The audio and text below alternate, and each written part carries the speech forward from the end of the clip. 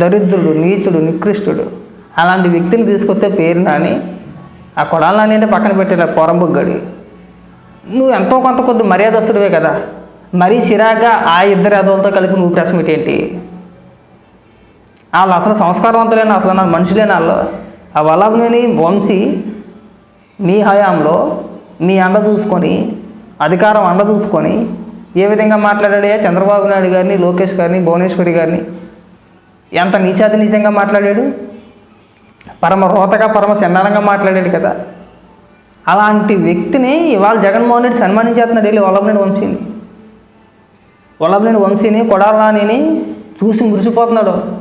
అమ్మయ్య మళ్ళీ వచ్చేసారు వీళ్ళు, ఇంకా నాకు బూతులు మాట్లాడే వాళ్ళకి కరువు లేరు, ఇలా చక్కగా బూతులు తిట్టేస్తారు. ఈ వల్లభనేని వంశీ, కొడాలి నాని వీళ్ళిద్దరు ఉంటే సరిపోతే ఆ జోగి రమేష్, ఆ పొరంబొగ్గని మళ్ళీ ఎలాగలా తీసుకురావచ్చు. రోజే అలాగ లైన్లోకి వచ్చేసింది, ఇంక మళ్ళీ మొదలెట్టేసి మనం బూతులు పెట్టాలని చెప్పేసి అనుకున్నారు. కానీ వల్లభనేని వంశీ ఏదో మాట్లాడదని చెప్పి ట్రై చేసాడు ఈ ప్రెస్ మీట్లో, కానీ అంత సాహసం చేయలేకపోయాడు, భయపడ్డాడు. మాట్లాడమని చెప్పేసి నేను అడిగినా నేను మాట్లాడడానికి సాహసం చేయలే, ఎందుకంటే మాట్లాడితే ఏం జరుగుతుందో వల్లభనేని వంశీకి ఒక క్లారిటీ ఉంది. అక్కడ కొడాలి నాని మాట్లాడడానికే గిల్ల గింజుకొని మాట్లాడాడు, భయపడుతూ మాట్లాడాడు. కొడాలి నాని నోటి వెంట ఎప్పుడు వినని పదాలు మేము ఈరోజు విన్నాం. ఒక్క బూత్ పదం కూడా లేకుండా ఇవాళ ప్రెస్ మీట్ కంప్లీట్ చేసేడాడు. గత 5 ఏళ్ల బట్టి కొడాలి నాని మేము చూస్తున్నాం కదా, 2019 నుంచి ఈ రోజు వరకు కూడా కొడాలి నాని అనే వ్యక్తి ఎప్పుడు మాట్లాడినా ఖచ్చితంగా ఆ ప్రెస్ మీట్లో అమ్మనాబూతులు మాట్లాడేవాడు. ఇవాళ మాత్రమే ఒళ్ళు దగ్గర పెట్టుకొని భయపడుతూ అటు ఇటు చూస్తూ మాట్లాడాడు. ఒక పక్క వల్లభనేని వంశీ కూడా ముఖంలో భయం క్లియర్గా కనబడిపోతుంది. ఇలా సాక్షిలో ఏమైనా తమిళ వేసుకున్నారంటే, వీలైతే తమిళ ఇక్కడ ఇట్టే ప్రయత్నం చేస్తాను చూడండి. గుడివాడ పులి దిగింది, చంద్రబాబుని ఏకి పాడేశాడని ఏదో టైటిల్ పెట్టారబ్బా, భలే నవ్వుకున్నా నేనైతే. ఒక పక్క వల్లభనేని వంశీ ఈడు సుసు పోసుకుంటున్నారు అక్కడ కూర్చొని, ఏం మాట్లాడితే ఏం జరుగుతుందా ఒళ్ళు దగ్గర పెట్టుకొని మాట్లాడాలని చెప్పేసి అని. కొడాలి నాని మాట్లాడినంతసేపు వల్లభనేని వంశీ ఆడు ముఖం చూస్తూనే ఉన్నాడు, ఇది ఏదైనా నోరు జారుతాడా, లేనిపోయిన తలకైనా మరి మనకు చుట్టుకుంటే అనవసరంగా వచ్చి నేను వెనకతడా రాకుండా ఉంటే బాగుండేదేమో. వాస్తవానికి వల్లభనేని వంశీకి తెలియదు అనుకుంటా ప్రెస్ మీట్ ఉంటుంది మాట్లాడాలని చెప్పేసి అని, ఏదో పిలితే వచ్చి ఉంటాడు. సడన్గా తీసుకొచ్చి ప్రెస్ మీట్లో కూర్చోబెట్టాడు.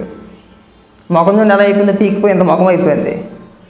అధికారంలో ఉన్నప్పుడు కొవ్వుతో ఇంత ముఖం ఉండేది, అధికారం దిగిపోయిన తర్వాత ఇంత ముఖం అయిపోయింది. ఇప్పుడు ఏం జరుగుతుందా, ఎవరేం చేస్తారా, ఏ కేసుల్లో అరెస్ట్ చేసి లోపలేస్తారనే భయంతో అలా తయారయ్యాడు. పైగా మీరు ఇక్కడ ఎలివేషన్లో ఆడు తోపు, ఆడు తురుము కాని అని చెప్పేసి అని.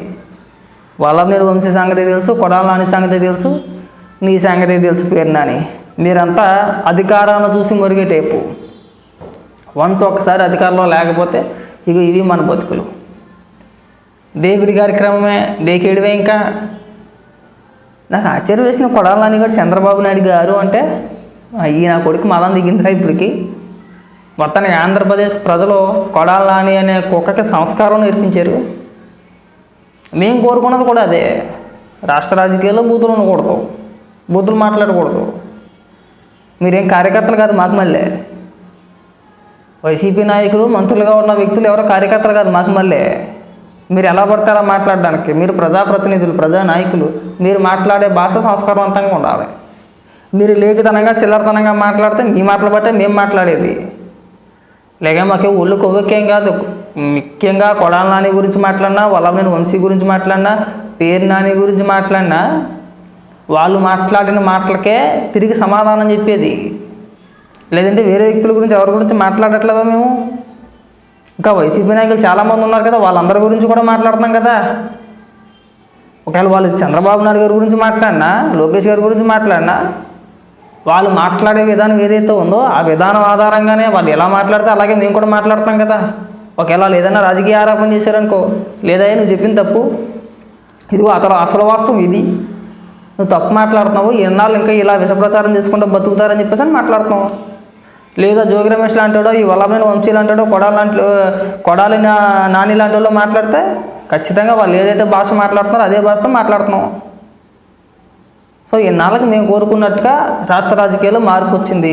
పవన్ కళ్యాణ్ గారు అదే చెప్పారు, చంద్రబాబు నాయుడు గారు అదే చెప్పారు. అసెంబ్లీని పెంట చేశారు. మేము వస్తే అలా ఉండదు, అలా అయినా సరే వీళ్ళు అసెంబ్లీకి వెళ్ళరు. జగన్మోహన్ రెడ్డి అంత క్లియర్గా చెప్పిన తర్వాత కూడా జగన్మోహన్ రెడ్డి అసెంబ్లీకి వెళ్దాం. ఈ శనివారం నాడు మాత్రం పూజలకు వెళ్ళిపోవాలంట అందరూ. మీరు అందరూ పూజలకు వెళ్ళిపోండి, నేను ఇంట్లో కూర్చుంటాను, ఇంట్లో పడుకుంటాను. నిజంగా జగన్మోహన్ రెడ్డి నీకు దమ్ము ధైర్యం ఉంటే వాళ్ళందరూ కాదు, నీ కార్యకర్తలు కాదు, నీ నాయకులు కాదు, నువ్వురా తిరుమల తిరుపతి దేవస్థానానికి నువ్వురా. నేను ఇందాక కూడా చెప్పాను, నేను మళ్ళీ చెప్తున్నా. తిరుమల తిరుపతి దేవస్థానానికి నువ్వు సతీ సమేతంగా వెళ్ళి ఆ వెంకటేశ్వర స్వామిని దర్శనం చేసుకొని ప్రసాదం తిని బయటకు వచ్చి ఏమవుతు. ప్రసాదం తినమంటే ముక్కు దగ్గర వాసన చూసి పక్కిచ్చేయడం కాదు, మీడియా ముందు నువ్వు తినాల్సిందే ఖచ్చితంగా. అప్పుడు నువ్వు అన్ని మతాలని గౌరవిస్తావు, అన్ని మతాలు నీకు సమానమే. జగన్మోహన్ రెడ్డి అనే వ్యక్తి కుల మతాలకి అతీతుడు. సో జగన్మోహన్ రెడ్డికి భేదాలు ఏమీ ఉండవు అని చెప్పేసి మేము నమ్ముతాం. లేదు ఎప్పటిలాగా నేను ఏమారుస్తాను, నేను ప్రజలు మభ్య పెడతాను, ప్రజలను పిచ్చోళ్ళు చేస్తాను, ఏకాగాల్లాగా ఒక్కనే వెళ్ళిపోతాను, గతంలో ఎలాగైతే ఒక్కనే శ్రీవారికి పట్టు వస్త్రాలు సమర్పించాను అలాగే వెళ్ళిపోతాను, అలాగే వచ్చేస్తానంటే ఎవరో నమ్మరో. నువ్వు నిరూపించుకోవాల్సింది అది ఒక్కటే. రాష్ట్రంలో ఉన్న అందరినీ మీరు అందరూ గుళ్ళకి వెళ్ళిపోండి శనివారం నాడు, నేను ఇంట్లో కూర్చుంటానంటే కుదరదు. నువ్వు వెళ్తే సరిపోతాయి. నీకు ఇంకొక చిన్న సలహా ఏంటంటే, దయచేసి ఆ వల్లభనేని వంశీ గారిని దగ్గర పెట్టుకో. మాకు ఇప్పటికే నీ పైన పరమ అసహ్యం వేసింది.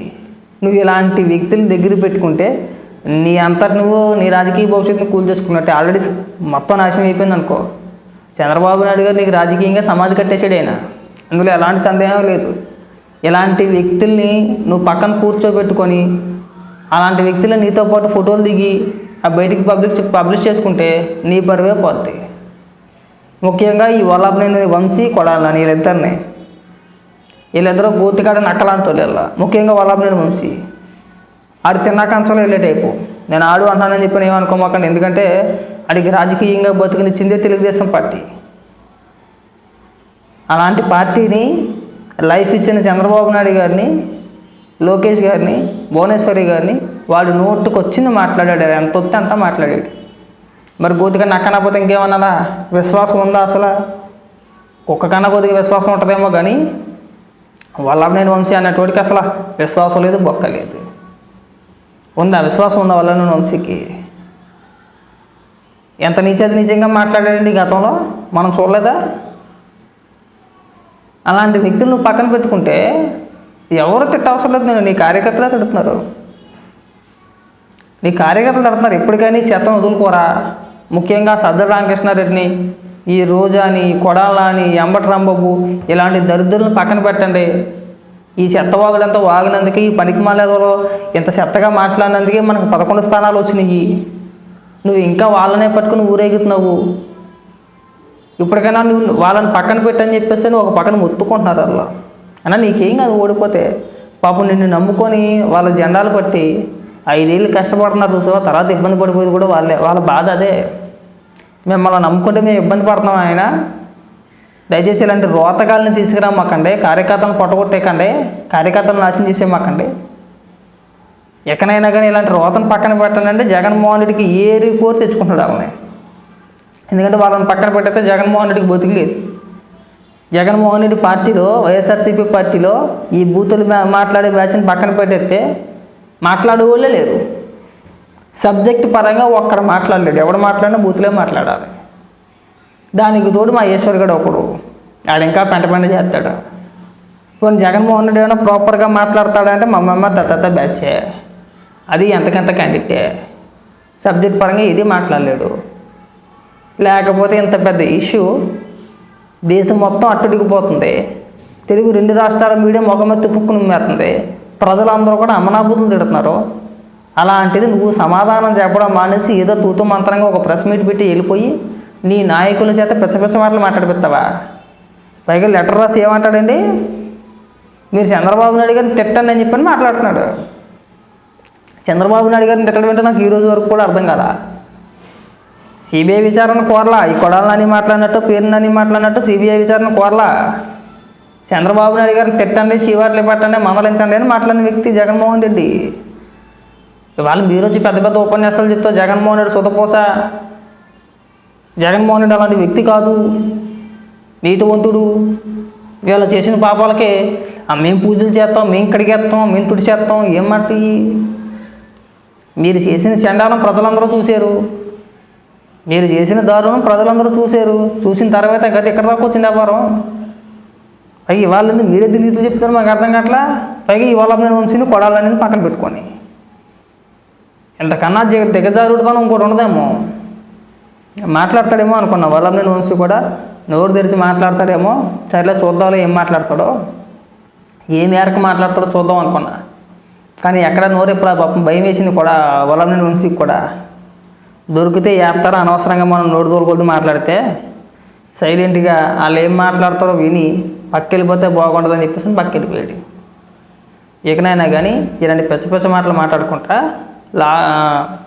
రేపు 28వ తారీఖున మీరు మీ నాయకులు కాకుండా మీ కార్యకర్తలు కూడా కాకుండా జగన్మోహన్ రెడ్డిని సతీ సమేతంగా తిరుపతి వెళ్ళి, ఇది మళ్ళీ సెట్టి కాదు, ఇంట్లో సెట్టి కాదు, తిరుపతి వెళ్ళి సతీ సమేతంగా దేవుని దర్శనం చేసుకొని ప్రసాదం తిని బయటకు వచ్చేమన్నది ఏం మాట్లాడాల్సి ఉంటుంది. బయటకు వచ్చేస్తే చాలా గొప్పదే.